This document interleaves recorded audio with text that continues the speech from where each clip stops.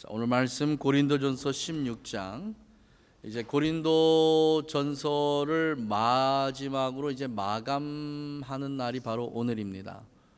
지난 한 1년이 넘었죠. 한 1년 한 6개월 정도 됐나요? 긴 시간 동안 우리가 고린도전서를 통해서 지금 계속해서 우리가 말씀을 보았고요. 이제 고린도전서 끝내면서 과연 고린도전서는 우리에게 무엇을 말씀하고 계시는지, 하나님께서 이 고린도전서 전체를 통해서 우리에게 무엇을 알게 하기를 원하시는지 그것을 우리가 보려 합니다. 오늘 본문 말씀 우리 함께 읽을까요? 자, 14절 먼저 함께 읽습니다. 14절 시작. 너희 모든 일을 사랑으로 행하라 라고 하시고요. 자, 그 다음에 21절서부터 24절까지 우리 다시 한번 같이 읽습니다. 나 바울은 친필로 너희에게 문안하노니 만일 누구든지 주를 사랑하지 아니하거든 저주를 받을지어다. 주께서 임하시느니라. 주 예수 그리스도의 은혜가 너희와 함께하고 나의 사랑이 그리스도 예수 안에서 너희 무리와 함께할지어다. 마치 어떤 축도를 하는 모양으로 이렇게 마지막 말씀을 끝내는데요. 우리가 감히 상상하지 못했던 말씀이 여기 기록이 되잖아요. 그리스도 예수, 하나님을 사랑하지 아니하는 자는 뭐를 받을지어다? 저주를 받을지어다. 우리가 한 번도 생각해 보지 못한 그 말씀이 오늘 여기에 사실은 기록이 됩니다. 그래서 오늘 고린도전서 전체 우리가 마지막 살펴보면서 과연 우리가 교회 안에서 주님의 재림을 기다리고 그 재림을 대망하는 하나님의 사람들, 거룩한 백성들은 도대체 어떤 삶을 살아야 하나님의 그 재림에 기쁨과 감사와 감격으로, 그리고 상 받을 그런 모양으로 우리가 하나님 앞에 나아갈 수 있을 것인가 하는 그것을 우리가 한번 보려고 합니다. 자, 다시 한번 우리 복습합니다. 고린도전서 1장 가겠습니다. 고린도전서 1장에 이렇게 말씀하십니다. 하나님의 뜻을 따라 그리스도 예수의 사도로 부르심을 받은 바울과 및 형제 소스데네는 고린도에 있는 하나님의 교회라고 그렇게 얘기합니다. 자, 이제 우리 가족들은 적어도 고린도전서에 나와 있는 하나님의 교회라는 그 내용 속에서 교회의 정의가 뭔지는 이제 이해하시죠? 아주 귀가 따갑도록 이것을 했던 게 기억이 납니다. 자, 교회의 정의 시작. 그리스도 예수의 부활을 믿고 그의 재림을 대망하는 새로운 종말론적인 공동체, 이게 교회의 의미입니다. 자, 그럼 교회 안에는 반드시 세 가지가 들어가 있어야 된다고 그랬습니다. 첫째, 그리스도 예수의 부활이 들어가야 되고요. 그 다음에 두 번째, 그분의 재림이 들어가야 되고, 세 번째, 종말입니다. 종말이에요. 이 고린도 전서가 쓰여질 당시가 언제인지 우리 다 알잖아요. 이제 해봐야 BC 한 5세기, 6세기, 4세기 이 정도에 쓰여진 책인데, 그때 교회의 의미가 뭐냐면 종말입니다. 종말. 그러면 우리가 보는 종말의 기간이 언제부터냐면 예수 그리스도의 초림부터 그리스도 예수의 재림에 이 사이의 기간을 우리는 전체를 뭐라고 얘기하냐면 종말이다라고 그렇게 얘기합니다. 이 사이에 낀 우리가 개인적인 종말을 맞이하는 사람도 있습니다. 개인적인 죽음이에요.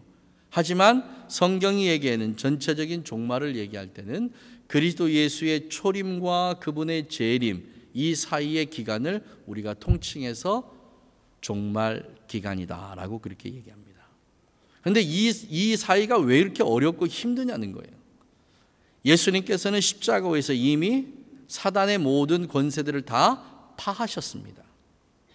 더 이상 사단은 우리에게 어떤 힘을 가하거나 물리적인 어떤 것을 가해서 예수님 오시기 이전에, 십자가에서 우리 죄를 다 사하시기 이전에 그들이 마음껏 행했던 그 모든 것들이 이제 다 못해요. 그래서 우리는 이미 승리를 얻은 사람들입니다. 이해되시죠? 이미 하나님의 승리가 우리에게 있어요. 하지만 그 승리가 아직 우리의 손에 주어지지 않은 것뿐입니다. 그래서 이 사이를 이미와 아직 사이를 살아가는 우리가 지금 그 중간에 끼어 있다. 종말의 중간에 끼어 있다라고 그렇게 우리가 이 말씀을 들으면서 이해를 했습니다. 그래서 하나님의 교회는 그리스도 예수의 부활을 믿고 그의 재림을 대망하며 모여진 새로운 종말론적인 공동체입니다. 그럼 우리가 바라봐야 될 게 이제는 어디예요? 그리스도 예수의 재림입니다. 우리 성경은 신약과 구약을 자기 자신이 스스로 나누질 않아요. 사람이 임의적으로 나눠진 게 이제 신약과 구약입니다. 근데 예수님 오시기 전에 있던 모든 하나님의 사람들이 누구를 바라보냐면 이 땅에 오실 예수 그리스도입니다. 초림하실 예수 그리스도. 그분을 바라보는 그 삶이 그들의 전체의 삶이에요. 이거를 기록한 게 히브리서 11장입니다.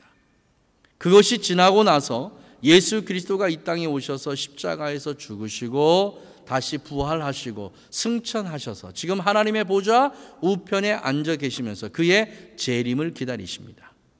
그럼 지금 현대를 살아가는 모든 교인들, 그러니까 예수 그리스도의 부활 이후의 모든 교인들은 어디를 바라보고 살아가냐면 그리스도 예수의 재림을 바라보면서 살아가는 겁니다.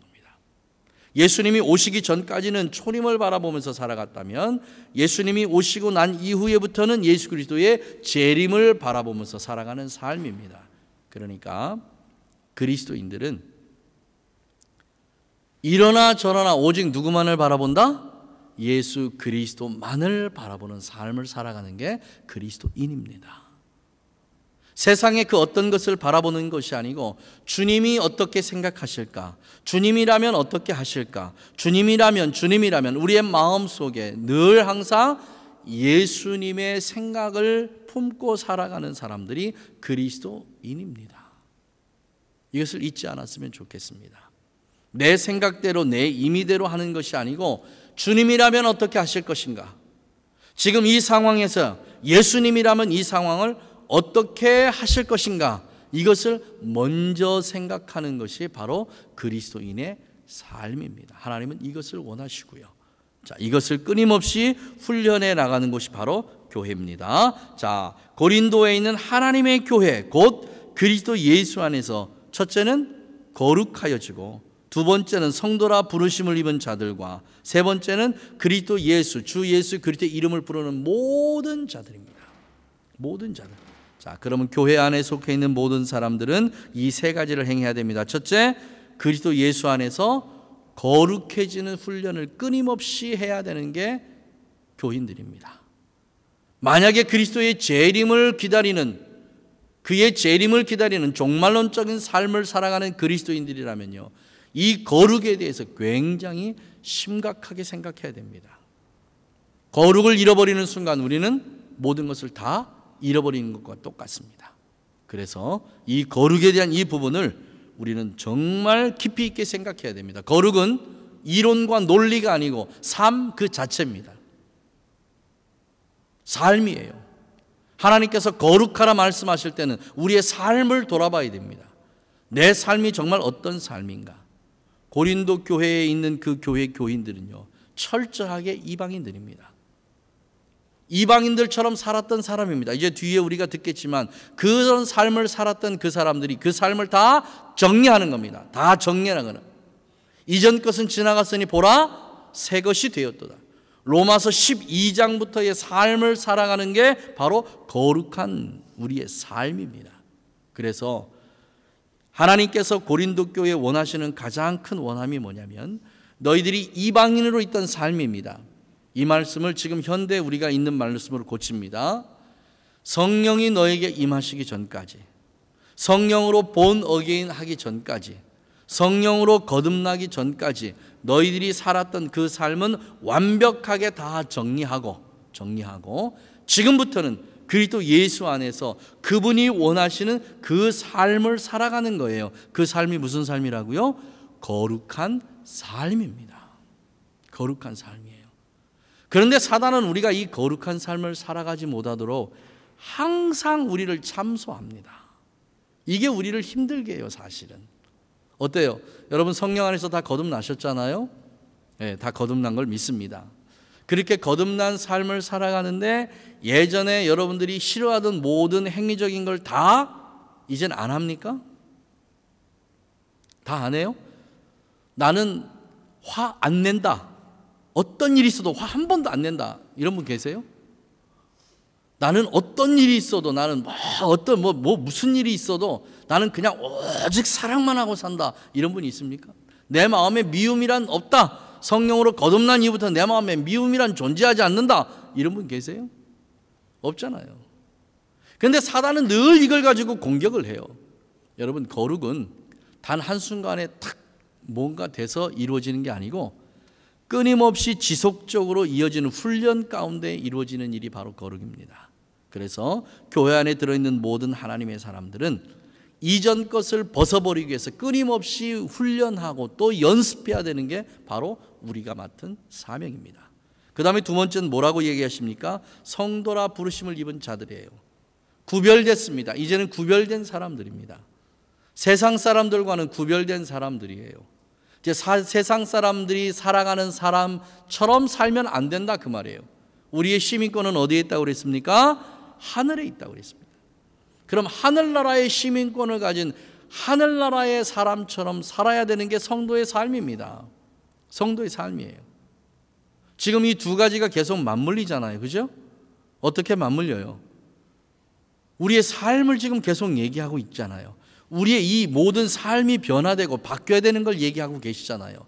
그래서 신앙인은요, 처음에는 그리스도 예수가 우리 안에 임재하시면 우리의 속사람을 완전히 변화시키고 바꿔놓습니다. 우리의 생각의 변화가 와요. 사고의 전환이 옵니다. 내 인생의 목적과 목표가 완전히 달라집니다.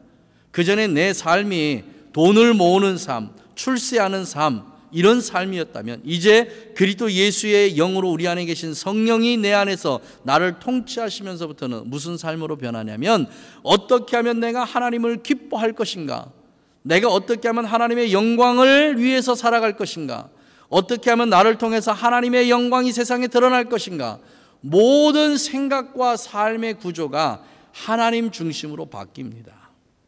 그래서 사도 바울을 통해서 성령께서 뭐라고 말씀하시냐면, 이제 내가 먹어도 주를 위해서, 호흡하는 것도 주를 위해서, 사는 것도 주를 위해서, 죽는 것까지도 주를 위해서, 모든 것이 다 주를 위한 것으로 전체가 다 변화되고 바뀐다고 그렇게 사도 바울을 통해서 성령께서 고백하게 하신 겁니다.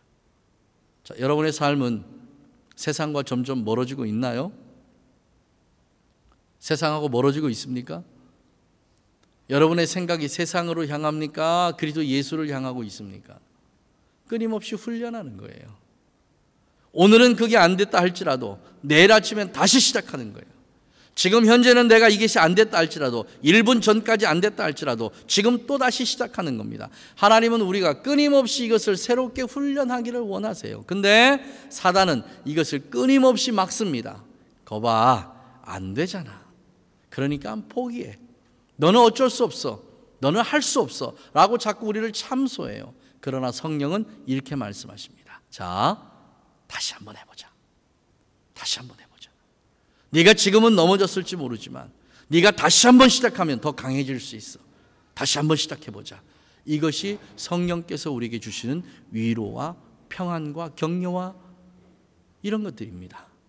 성령의 음성에 여러분 귀 기울이시기를 주님의 이름으로 축복합니다. 마지막 세 번째는 뭐냐면, 또 각처에서 우리 주 곧 저희와 우리의 주 되신 예수 그리스도의 이름을 부른다. 이름을 부른다. 자, 오늘 여러분 아침에 나간 말씀 전부 다 읽고 오셨죠? 아마 다 읽은 걸로 생각합니다. 그 이름을 뭐라고 그래요? 이름을 히브리어로 뭐라고 해서 보냈고, 여러분이 그 이름 안에 뜻에 있는 그 표현이 뭐라고 그랬습니까? 그분의 인격과 인품과 성품이에요. 그리스도 예수의 인품과 인격과 성품이에요. 이거는 외형적이 아니라 내형적인 겁니다. 내형적인 것. 그러니까 내가 주 예수 그리스도의 이름을 불렀다라고 하는 것은 내가 그분의 인격과 인품과 성품을 내가 닮아간다. 닮아간다. 다시 말하면 그분의 인격과 인품과 성품에 먹칠하지 않는 삶을 살아간다 하는 이것을 얘기할 때 이 표현을 씁니다. 주 예수 그리스도 예수의 이름을 부른다라고 그렇게 표현하는 겁니다. 그러면 이 세 가지를 내가 닮아가는 거예요. 예수님을 닮아가는 거예요. 그분을 닮아가는 겁니다. 자, 그러면 교회가 어떤 곳인가? 이 세 가지가 포함이 됩니다. 교회는 그리스도 예수의 부활을 믿고 그의 재림을 대망하며 모여진 새로운 종말론적인 공동체인데, 이 공동체 안에 들어있는 사람들이 해야 될 게 뭐냐면, 첫째는 거룩한 삶을 살아야 되고, 둘째는 구별된 삶을 살아야 되고, 세 번째는 주 예수 그리스도의 이름에 합당한 인품과 인격과 성품을 가진 사람이 되어야 된다는 거예요. 이게 그리스도인이란 뜻입니다. 자, 이것을 고린도 교회의 전제로 지금 성령께서 말씀하고 계시는 거예요. 뭐라고? 너희들이 이미 이걸 다 가지고 있다고. 너희들이 지금 이 가운데서 다 행하고 있다라고 전제하고, 그리고 이 말씀을 시작하십니다. 여러분, 성령은요, 이런 분이 성령입니다. 성령은 우리를 책망하시거나 질책하시거나 우리로 하여금 넘어지고 쓰러지고 좌절하고 하게 하시는 분이 성령이 아니고, 늘 우리에게 할 수 있다고 소망을 주시고 위로를 주시고 격려를 주시고 마음에 평안을 주시고 평강을 주시고 다시 한번 도전해야 되겠다는 그러한 마음의 용기를 북돋아 주시는 분이 바로 성령이십니다. 여러분에게 그런 은혜가 임하시기를 주님의 이름으로 축복합니다. 혹시라도 이거에 반대되는 다른 생각이 내 마음속에 오거든 나사렛 예수의 이름으로 물리치세요. 이건 틀림없이 사단입니다. 내가 나사렛 예수의 이름을 명하노니 내 마음을 좌절시키는 악한 마귀는 당장 물러갈지어다 선포하십시오. 그 자리에서 사단은 아마 도망갈 겁니다. 그런 귀한 은혜가 여러분에 있기를 주님의 이름으로 축복합니다. 자, 이런 구조를 가지고 고린도 교회에 씁니다. 그러면 고린도 교회 문제가 없나요 지금? 엄청나게 많은 문제가 산재해 있는 곳이 바로 고린도 교회입니다. 그럼에도 불구하고 주의 성령은 그 교회를 굉장히 높여드립니다. 왜요? 왜 그렇죠? 그 교회 자체가 그리스도 예수의 핏값을 주고 사신 것이 교회이기 때문에 그래요. 교회 자체에는 여러분 아무런 문제가 없습니다. 교회 그 자체에는, 그 근본적인 자체에는요, 그 어떤 문제성도 찾아볼 수 없어요. 뭐가 문제입니까? 그 교회에 들어와 있는 구성원들이 아직은 연약해서 문제예요. 연약해서 아직은 부족해요. 그래서 끊임없이 훈련하는 겁니다. 끊임없이 훈련하는 거예요. 지금 성령께서 고린도께 하시는 말씀이 뭐냐? 바로 이 말씀이에요. 너희들이 연약하고 부족할지는 모르지만 너희들이 그 가운데 끊임없이 훈련함으로 말미암아서 지금 내가 얘기하고 있는 이 얘기가 너희의 교회 안에 반드시 이루어질 것을 나는 소망한다. 그리스도 예수의 소망을 담은 말씀입니다. 자, 고린도 교회의 첫 번째 문제가 뭐죠? 첫 번째 문제, 고린도 교회 우리 첫 번째 문제, 너무 오래 지나서 우리 다 잊어버리면, 고린도 교회 첫 번째 문제 분열이잖아요. 분열. 뭐에 대한 분열입니까? 지도자를 두고 분열하는 분열이에요. 나는 바울에게, 나는 아볼로에게, 나는 게바에게, 야 나는 그런 거 저런 것도 없어, 나는 누구에게? 그리스도에게. 뭐 이러면서 자기들끼리 막 나눠줘요. 자기들끼리 나눠줘요. 여러분, 그리스도 예수 안에서의 나눔이라는 건 없습니다. 나눔이라는 게 없어요.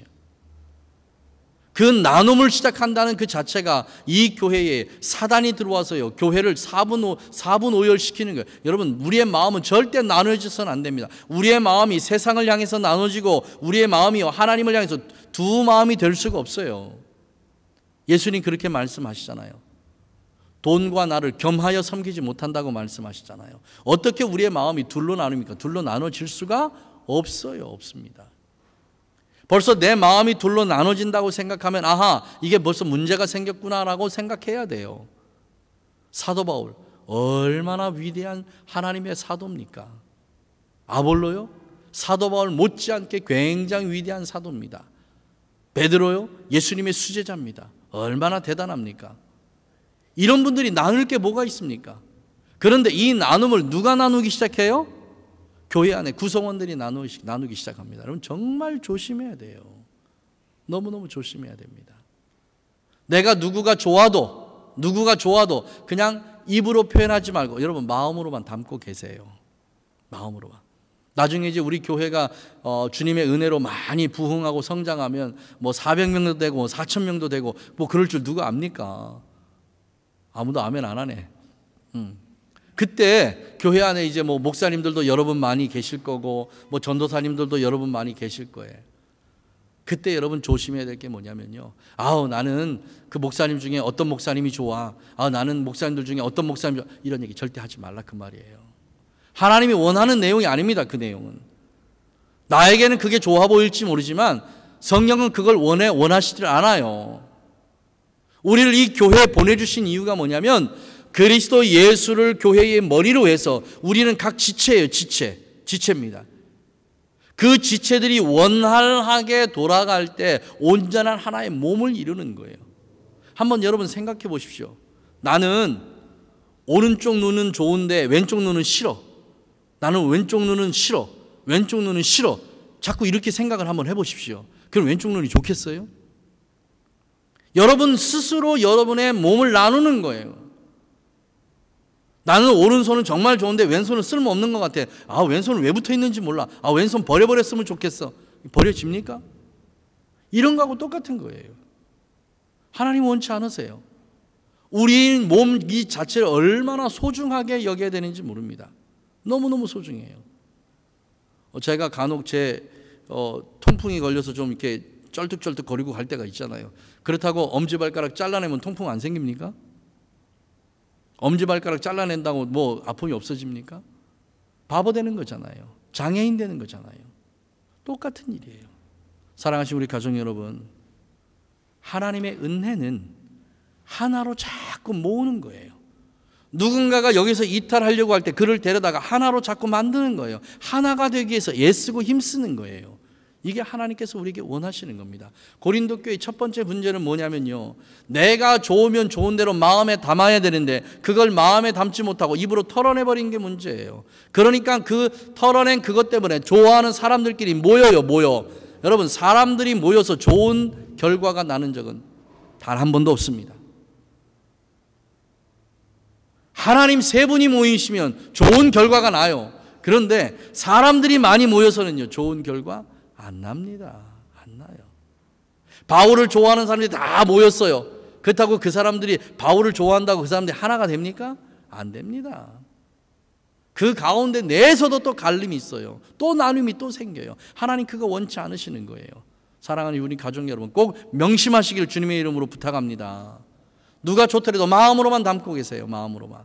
자, 고린도교회 두 번째 나눔이 무슨 나눔, 무엇 때문에 나눠지는 나눔입니까? 음식 문제예요. 음식 문제. 나는 우상에게 드린 재물을 먹어도 괜찮아? 안 돼. 어떻게 우상에게 준 재물을, 그 재물을 먹을 수 있어? 아니야, 나는 그만한 믿음이 있어. 아니야, 나는 그만한 믿음이 없어. 자기들끼리 싸우기 시작하는 게 자기들끼리 싸워요. 이걸 보고 성령께서 고린도교회 뭐라고 얘기하시냐면 이렇게 말씀하십니다. 믿음이 연약한 자를 실족시키지 않기 위해서 네가 먹지 않을 수 있으면 안 먹으면 안 되니? 라고 부탁하세요. 할 수 있잖아요. 얼마든지 할 수 있습니다. 전 고향이 제주도잖아요. 그래서 제가 제일 부러웠던 사람이 누구냐면 집에서 제사 드리는 사람. 왜냐하면 제가 떡을 좋아하잖아요. 근데 우리는 예수 믿는 집이라 1년 내내 가봐야 떡 먹는 날이 딱 정해져 있어요. 떡 먹는 날이 언제죠? 추석에, 그리고 신정 때 딱 2번이에요. 2번. 그 떡 좀 많이 먹고 싶은데. 그러면 우리 어렸을 때 친구들은요, 그렇게 어렵게 살았어도 한 달이면 1~2번씩 제사를 지내니까 거의 매일 주머니에 떡 가지고 와요. 떡 가지고 와. 그럼 나는 그쪽 떡 좀 뺏어 먹어보려고. 그러니까 늘 마음에 무슨 생각이냐면, 우리 집은 왜 제사를 안 지내지? 제사 지내면 떡 많이 먹을 수 있는데, 이 생각 가지고 살았었어요. 그 제사 지내는 사람 참 부러웠어요. 어렸을 땐. 뭐 때문에? 떡 먹고 싶어서. 여러분 한번 생각해 보십시오. 제가 제사 지내는 아이들 학교에 떡 가지고 왔어요. 그 떡 뺏어 먹었어요. 근데 지금 저 뭐 됐어요? 목사 됐잖아요. 제가 불경건합니까? 제가 부정합니까? 그런 거 아니잖아요. 그러니까 성령이 우리에게 주시는 게 뭐냐면요, 먹는 게 우리에게 중요하다는 게 아니에요. 먹고 마시는 이 자체가 중요한 게 아니고 내 마음에 무엇을 품느냐가 중요하다라고 말씀하시는 거예요. 무엇을 품느냐가. 우리 그리스도인들이 품어야 될 게 바로 이런 마음이에요. 이런 마음들. 내가 이것을 행함으로 해서 이것을 보고 누군가가 실족한 사람이 있다면 하지 않는 거예요. 누구를 위해서? 그를 위해서 하지 않는 거예요. 그를 위해서. 그런데 믿음이 있는 사람은 믿음이 있다고 자랑하고 믿음이 없는 사람은 믿음이 없는 사람들 나름대로 이렇게 사분오열되다 보니까 교회가 자꾸 나누기 시작한 거예요. 나누기 시작하는 거.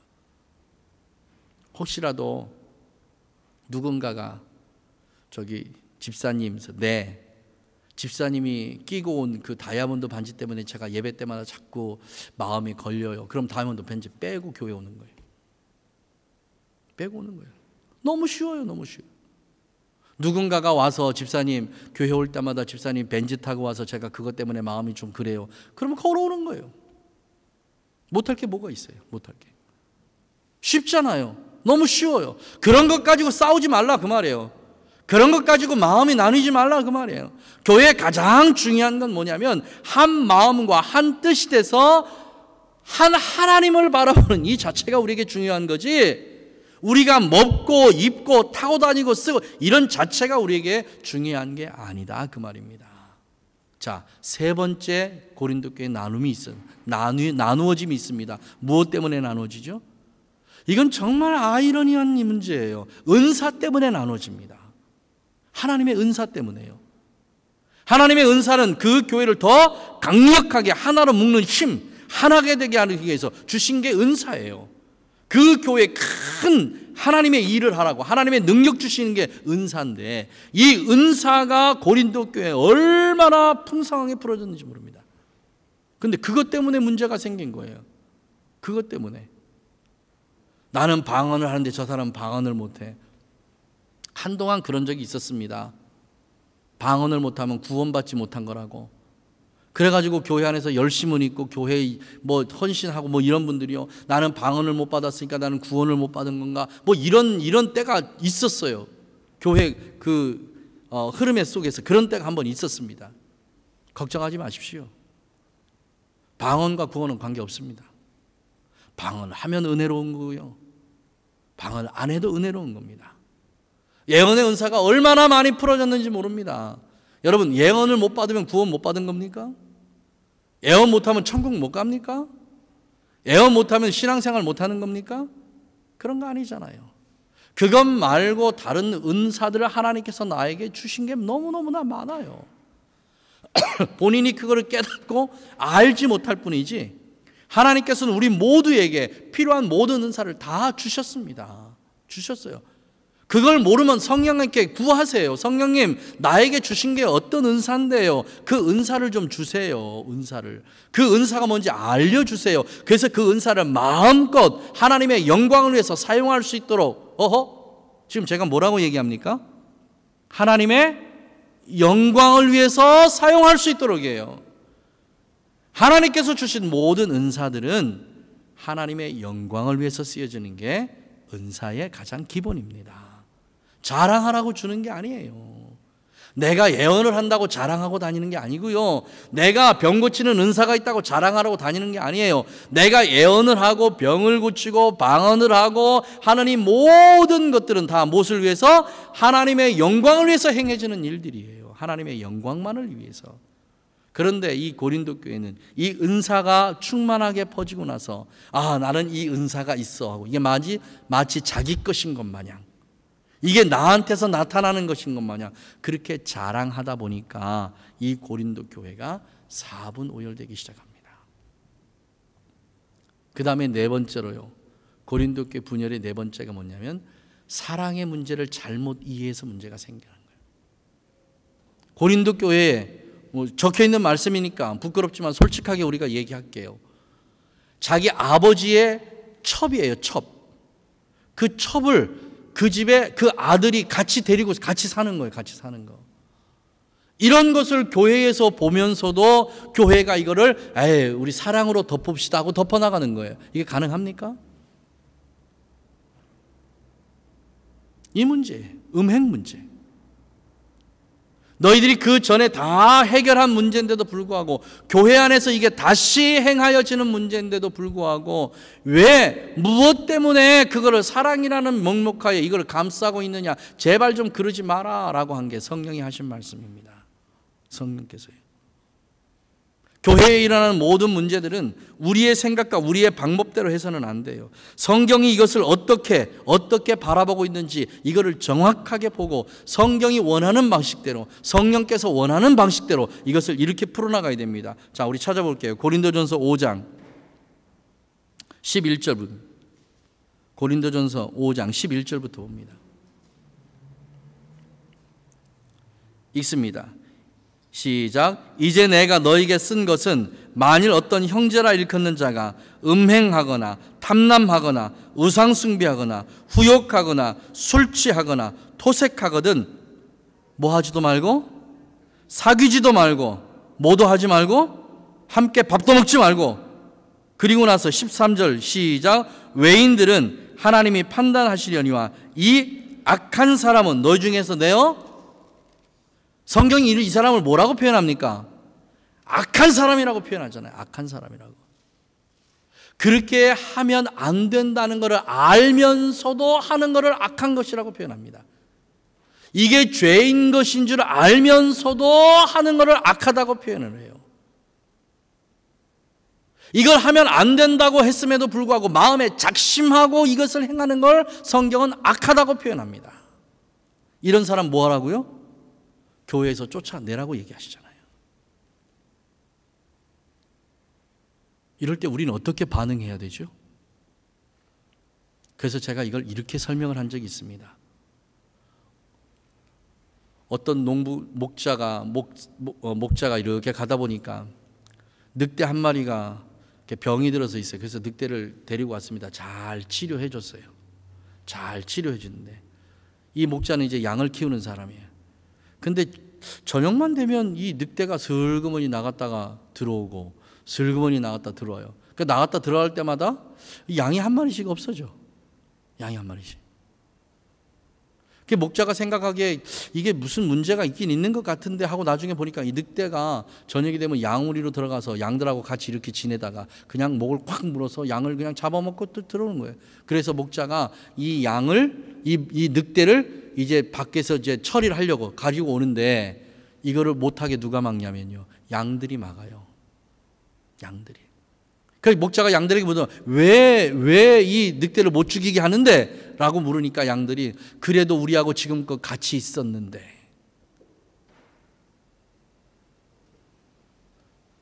이게 가당한 얘기입니까? 교회는 하나님의 말씀에 의해서 다스려지고 하나님의 말씀에 의해서 통치되는 곳이 교회가 되어야 됩니다.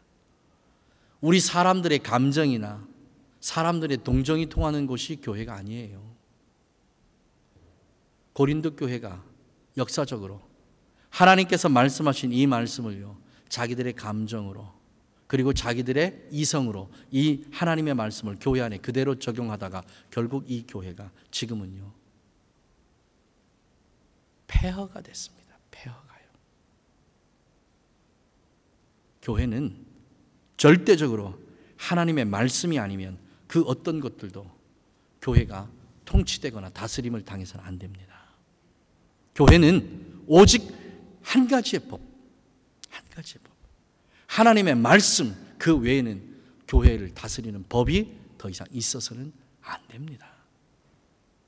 하나님의 법보다 교리가 우선돼서도 안 되고 하나님의 법보다 사람들이 만든 법이 더 우선되어져서도 안 돼요. 교회의 통치법은 오직 한 가지, 하나님의 말씀 외에는 없습니다. 명심하십시오. 명심하십시오. 여러분의 이성이 발동되거나 여러분의 감정이 발동되고 동정심 때문에 얼마나 교회가 많은 어려움을 겪습니까? 하지만 성경은요 단호합니다. 너무나 단호하. 내어 쫓으라는 거예요. 내어 쫓아라. 그런데 그 뒷부분에 보면 뭐라고 말씀이 되냐면 모든 것을 사랑으로 하라 이렇게 얘기합니다. 모든 것을 사랑으로 하라. 우리 가족 여러분, 고린도 교회 가장 큰 문제가 뭐냐면 하나님의 지식 없이 사랑했던 사랑이 문제입니다. 가장 사랑의 근본되는, 그 근본되는 하나님을 알지 못하고 사랑을 했기 때문에 그게 문제가 돼요. 사랑은 그리스도 예수의 인격과 인품과 성품 우회에 행해지는 게 사랑입니다. 내가 예수 그리스도의 인격과 인품과 성품을 갖지 못하고 그리고 사랑을 하는 것, 이것을 성경은 뭐라고 얘기하냐면 음란과 음욕이라고 얘기합니다. 교회 안에도 마찬가지예요. 내가 그리스도 예수의 인격과 인품과 성품을 가지고 그걸 가지고 누군가를 사랑했을 때 이 사랑이 큰 능력이 되는 것이지, 이것이 빠져버리고 나서 내가 누군가를 사랑한다고 얘기할 때 그 사랑은요 음란과 음욕이에요. 교회가 이거를 구분을 못해요. 구분을요.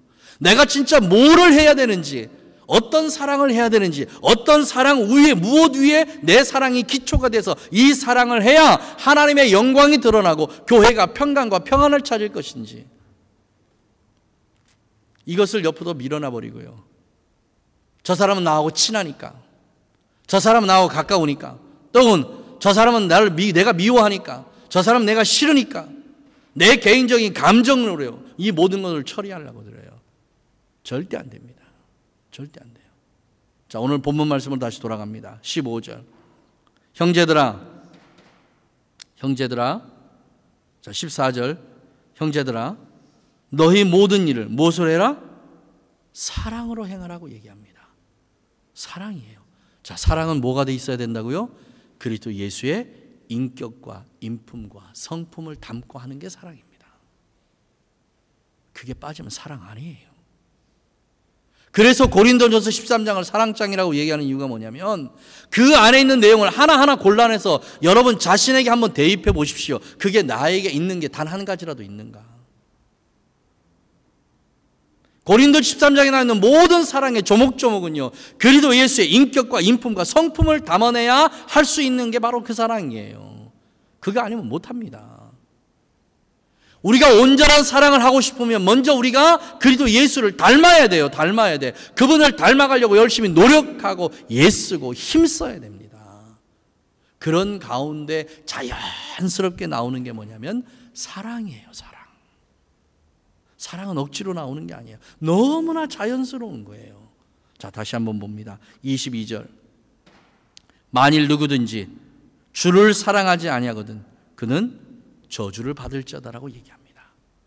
사랑하시는 우리 가족 여러분, 제가 목이 쉬도록 외치고 여러분 귀가 따갑도록 외칩니다.